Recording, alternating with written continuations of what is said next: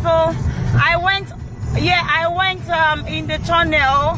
and that was the reason for that breaking transmission. Yeah.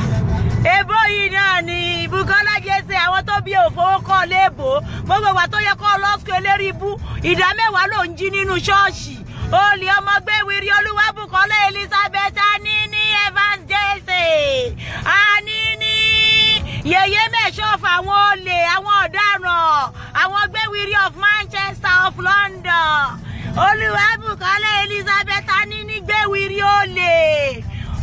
of Manchester gbé wiri olóṣò ní dọ̀tí ọba àwọn olóṣò àwọn ọmọ mi olóṣò gidi mo sọ fún ẹ pé tí bá rí wọn ìwọ inú àdùn fún àwọn ilé tí ẹ ṣe olóṣò ìwọ ń ṣe olóṣò tó tà ó rí customer ó rẹ́ni tẹ̀lé ẹ gbogbo jẹ́ tó ti ń ṣòṣì ẹ káàkiri náà ìgbà tó kọ́kọ́ rí picture wa àti Ṣadé wọ́n ti mọ̀ pé business ti pa yín pọ̀ ní ẹ ti lọ ṣe 2-in-1 Samsung bọ̀ kò jẹ́ wọ́n ní ìṣàrò bá yín dé rúùmù tán lọ́jì yín sí gbogbo ẹ̀ náà gbélé wa lọ́wọ́ ìyẹn ò kàn wá náà torí mi lè máa mind gbogbo àwọn yẹn filẹ̀ fún ọ àmọ́ sórí pé wà á mọ jáde kan iná jẹ́ pé lè ṣe pé kankan kò ṣe pé tí wúrẹ́ fẹ́ ṣe fún mi torí àwọn èèyàn bí ẹ pé wọ́n tó ń ṣe pé báwo láyé ẹ ṣe dà ayé ẹ ti rún láti òkè dé ilẹ̀ Bùkọ́lá Jesse eyín Brumpam eyín Nàchi Amber Lee of Manchester wọ́n bí ẹ pé kí ló fa ayé ẹ ṣe gbogbo story yín dirty is all over the place ó yẹ kó mú ẹnu ẹ kó sílẹ̀ ẹ báyìí pram ó yẹ kó sílẹ̀ ẹnu ẹni kó tó máa bú àwọn èèyàn orí kan tó fi bú mi wá ọkùnrin ó rìn pẹrẹpẹrẹpẹ oní ẹ àwọn èèyàn tó ń gbé kọkàn máa wù ẹ báyìí torí pé Ọlọ́run tó bá ń gbọ́ aláwọ̀ láti fún mú ìwá ọlọ́mọ yẹn ọba aláàánú ni ó ṣàánú jù fáwọn èèyàn àwọn tèmi tó wà lórí line báyìí wọ́n wà ó pé ṣé mo parọ́ ó bá ń gbọ́ aláwọ̀ láti ìbínú aláàánú mú ìwà ló ń jẹ bẹ́ẹ̀ ó ti ṣọ́ọ̀jù kó jẹ́nu owó ẹ̀ èèyàn tó bá ń jẹ́nu owó èèyàn tó bá lọ ń bá wọn búyàn ẹnìyẹn ò lè balance mọ́ láyé ẹ̀ ó jẹ́nu owó ẹ̀ ó lè bá wọn bú ẹgbẹ́ èmi jẹ nínú owó rẹ̀ mi ò jẹ́ bá wọn bú ẹ̀ ó lè ní ẹ́ ó fẹ́ kó máa paná ṣúkú ẹ lọ ni mọ́ọ̀rẹ́ ẹ lẹ́gbẹ̀ẹ́ kò dé rí ẹ wo kò lè paná ṣúkú rẹ̀ ó sọ ńgbà tó sọ ó ní jẹ́ lọ sọ kí n máa fi san oore yìí fún yín báyìí ṣe máa jẹ́ sáré ká pátá mi sílẹ̀ nínú mọ́tò wo bẹ́gà tí ò fáìn gan tó bá lówó lè dòyàn tó bá fẹ́ gbọ́ nǹkan táwọn bọ́ìsì nídìí nìkan ní change tó bá wọ ara wọn mọ̀ta yẹn sìn gbogbo àwọn mọ̀ta tá máa ń gba àwọn ọmọ union mi wọ́n ń dún ẹni tó ní PhD torí pé owó wà lọ́wọ́ wọn choice ẹni tó ní PhD ni sọ́jí náà mo rò pé ó ló já sí ni man sọ́jí ara ẹ gbogbo yẹn ò nítumọ̀ kò yẹ òṣìṣẹ́ wà lọ́rùn wọn ní ẹni tó máa jẹ́ wà ń bòjì tó bá àwọn ẹ̀kọ́ fẹ́ literate tí ò lọ́bì kọ́kọ́ rárá ọkùnrin àwọn lè lí wọ́n dẹ̀ fẹ́ ni tó literate kú tó kàwé pa àwọn ọmọ tó jù ẹ lọ kú wọ́n á fẹ́ wọ́n á náwó fún wọ́n silence gbogbo òwe ẹnu ẹ̀ hàn bí ẹrẹ tó bá pín ẹ báyìí pẹ̀lú gbogbo òwe tó kà tówó ti bàjẹ́ wọ́n máa ní olúwa mi ò ìdáhùn ó máa jókòó ní ọ̀gá àwọn ọmọ mi sì tí wọ́n kàwé àwọn boys tọ́wọ́ wọn ti tà àwọn boys náà ti ṣáṣẹ́ àwọn ọmọ mi tán jẹ́ pé gangan tówó ti dáhùn tó dùn ti dáhùn lẹ́kọ̀ọ́ máa ń lù ló ń jẹ fún ọ wọ́n máa jókòó bá wọn pọ̀ ọmọ ní double PhD wọ́n máa gbọ́ hello Jùmọ̀kẹ́ oúnjẹ mi wá hi darling mo ti ń gbé bọ̀ owó ló ń jẹ́ bẹ́ẹ̀ tá ń fẹ́ fóníṣẹ́ obìnrin náà máa sọ pé kí wọ́n upgrade ara ẹ̀ dáadáa kó mọ̀ bá ní ìṣòro ní ọjọ́ iwájú àwọn ọmọ wà tó máa race òrírú ayé tó ń live wọn lọmọ ẹ ń gbá ẹ létí wọn lọmọ ẹ máa ń kó fọtí fún ẹni pé mommy are you crazy ó tún ti bọ́ sórí láìka ayé ọ wọn lọmọ ẹ máa ń fi etí ẹ ṣeré ni à ń ràn ẹ àti wọ àti làfíùdì àti fokóṣeré ẹkùn àgbò láìfún yóò balance rárá ẹ ní nǹkan tẹ́ hide torí ẹ lẹ ṣe ń wọ àyà yín lọ sábẹ́ sábọọdù ìwọ tó ló máa mú Bolire tell us you don't have to lie, we will help you. You wanted to silence him. That's the meaning of what she just said. But thank God the guy has spoken out. He has told us his mind. He has spilled all he has up his sleeves out to us. And you don't need to help him. Where were you when someone like Bonuola needed help? So whatever help you want to render this guy is just to spite him, not to silence him. Atimaru style yin. torí àwọn tó need help gangan àárí ẹ kó lọ ràn wọ́n lọ́wọ́ àwọn èèyàn tán lè ṣiṣẹ́ tán ní apá tán ní ẹsẹ̀ àwọn alágbẹ́ tó sọ pé òun fún ní designer arìndìn ó gbọ́ àbí street girl ọmọ èmi ò jáfara mi ò jáfara ọlọ́ àbí street girl ọmọ mi ò jáfara bí nice ó gbọ́ yé mi ò jáfara yé yé ìyá mi ló bí mi òun ló dábò mi ẹni bá bínú mi ẹ lè forí sọ́gi.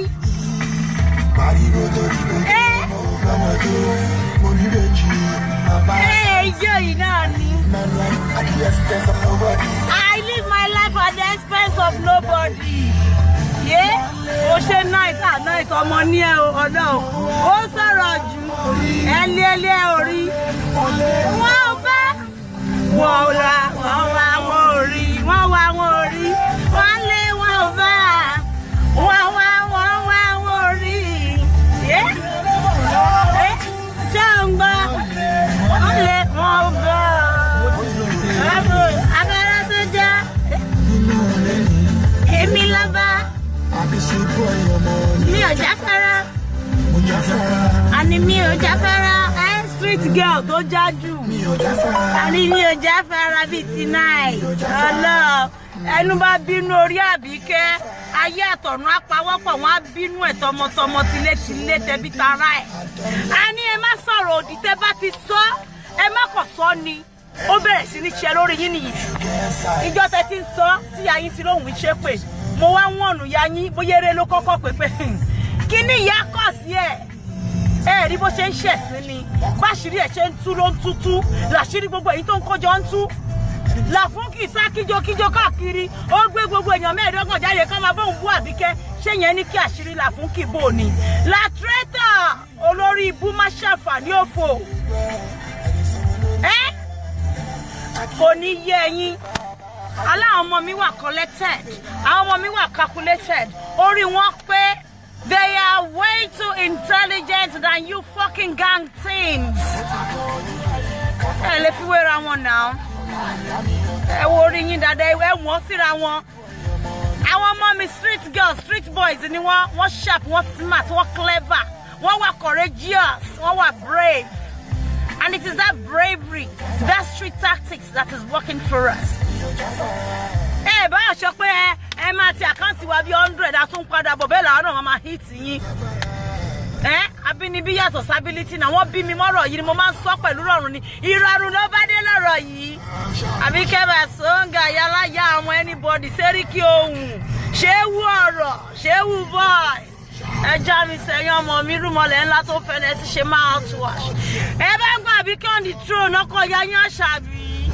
Alájà Àṣàbí alájà èyí tó kù ẹ̀rí yáyín Àṣàbí láàárọ̀ yìí arárọ̀ tó máa ń pa nìyẹn gbà tí yáyín Àṣàbí tó bọ́ta lánàá ṣèbó bú bàbá Bọ́lírè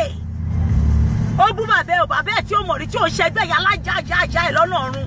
ìyá yín bú o tó bá yẹ káwọn ìyá kan gbẹnu jáde ká ní ẹyẹ bú àgbàlagbà kò ní yé àgbàlagbà àgbà òfò ní ẹ sábọ̀dù àgbà játijàti ni kó jẹ́ ń ṣe àgbà ọmọdé ní àjọṣe kékeré ní a máa fi tòkú bọ̀ ní títí dọjọ́ kú ẹ̀ tó bá máa kú báyìí máa dúró lórí bọ́dì ẹ̀ tí máa kẹ́sẹ̀ méjèèjì lé báyìí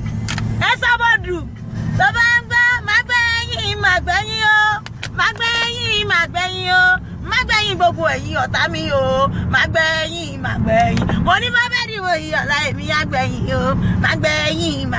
o Búkì máa gbẹ̀yìn máa gbẹ̀yìn o máa gbẹ̀yìn máa gbẹ̀yìn o Làfúnkì máa gbẹ̀yìn máa gbẹ̀yìn o máa gbẹ̀yìn máa gbẹ̀yìn o tó bẹ́ẹ̀ dìbò yìí ọ̀la èmi á gbẹ̀yìn èmi ni máa gbẹ̀yìn gbogbo ẹ̀yìn ọ̀tá mi àtọ̀tá lé àtọ̀tá òde èyí tó fojú wọn tí ò fojú wọn èyí tí ń ṣẹ̀ àtèyí tí ń ṣẹ̀ èyí tí ń mọ̀ àtèyí tí ń mọ̀ Adémi Àbíkẹ́ ni máa gbẹ̀yìn gbogbo ẹ̀yin ọ̀tá ayé mi. Bẹ́ẹ̀ ni gàrà ni ara wo ohun tán fún mi pé kí n kó wá fún yín nìyẹn wọ́n ní bí rọ́bà ti lọ ní 20 ọdún òótọ́ ọ̀rọ̀ máa ń wá bá ni ẹ ti ń ṣe yamayama bọ̀ lórí social media ọkọ̀ ìyá yín dé ẹ bá ń gbọ́ ẹkùn ọkọ̀ ìyá yín tẹ bá ń sọ̀rọ̀ èrè ọ̀sán fífò máa ń wò yín báyìí ni pé ẹ máa wá rìn dì bí ẹ pé tọkọ̀ ìyá wọn bá jáde lóòótọ́ máa lè dúró wọn bí eré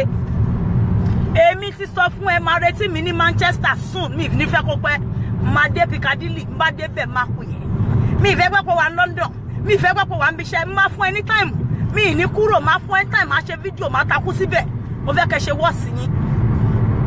At the same time, our fans mi ma wà welcome láti wá bá mi ya picture láti wá kọ́ wá welcome mi pé yes, olú ọmọ táwọn sọ lọ́wọ́lọ́wọ́ ti dé ní Manchester.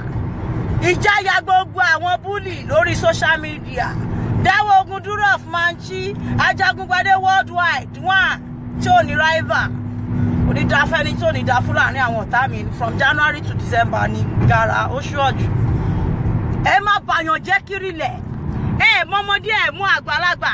Bẹ́ ṣe ń búlì ọmọ minor lẹ́ ń búlì ìyá wọn lẹ́ ń búlì bàbá wọn ẹ wá ní kán má ṣe fún ẹ̀yin ẹni máa búyàn owó àmọ́ ìwọ Bùkọ́lá Jesse ìgbà tó máa jẹ́ lọ tó gbé ọ̀rọ̀ rẹ̀ ń jọ sí tó gbé ìgbà yẹn WhatsApp ò tí bẹ̀rẹ̀ o gbé ọ̀rọ̀ rẹ̀ láìdé wá tó wá yẹ̀yẹ̀ tó tẹ̀ sí lójú lórí